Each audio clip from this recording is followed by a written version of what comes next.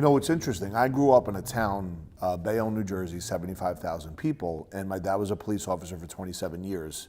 And he worked his whole life for his pension. Think of a pension, 401k. Money is meant to be distributed later on in life and a guaranteed benefit on a monthly basis, right?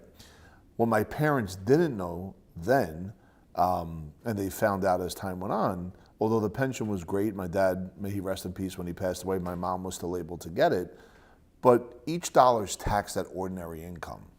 So today we're going to talk about what to do with your 401k after you retire.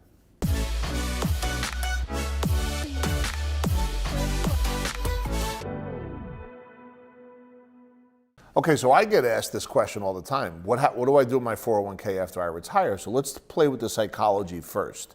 You know, folks out there, typically their whole working life, are saving on a monthly basis into their 401k plan. And the 401k plans typically have a menu with different choices on what you can invest in. So it's, on some respects, it is limited, but at the end of the day, it is still, meant for you to save money so later on in life you could access it in retirement. A big thing happened in the 70s though, when ERISA kind of created the 401k, it made a shift from pension plans to 401ks, which basically meant the owners of major corporations were no longer responsible or took on the risk for the employees that were saving money.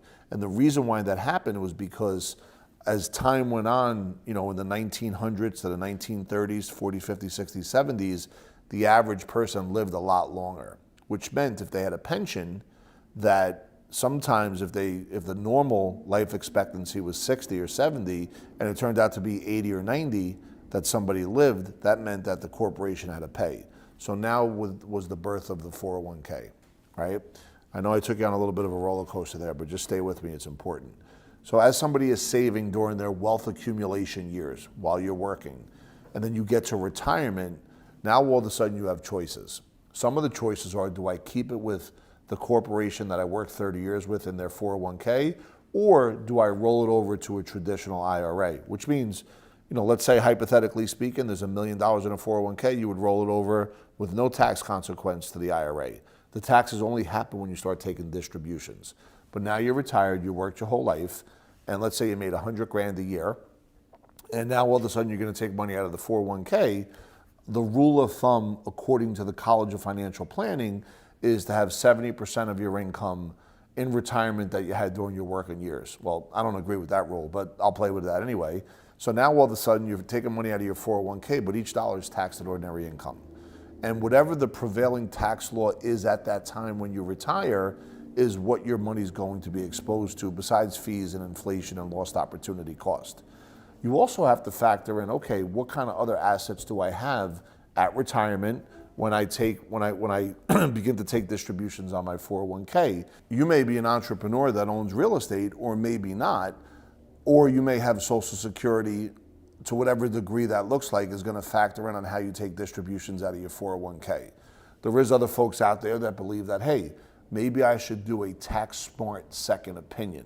Now, I'm not an accountant, I'm not a fiduciary, so I'm not suggesting that. But what a tax smart second opinion is, there are folks, based on what they believe taxes are going to be in the future, that begin to slowly move some of their money from the 401k into a Roth IRA. In other words, they want to pay taxes now so they don't have to pay it later. These are the different choices that are out there. These are the different options. So remember, nothing is cookie cutter. Nothing is like, let me just do this one thing. You have to factor in all of these different things. You have to factor in what age you are when you start taking the distributions. You have to factor in your Social Security. You have to factor in the other assets. Take a look at historical tax tables. Get an idea what that's going to look like. Are you going to live in a state that has state taxes or no income state taxes? Once you begin to understand all these different decisions, and by the way, we always say it, always make sure that you're on the same page with all your planners, your accountant, your trust officer, your insurance agent, then you could decide really what the best path is to make. Anyway, just some quick thoughts on what to do with a 401k when I retire.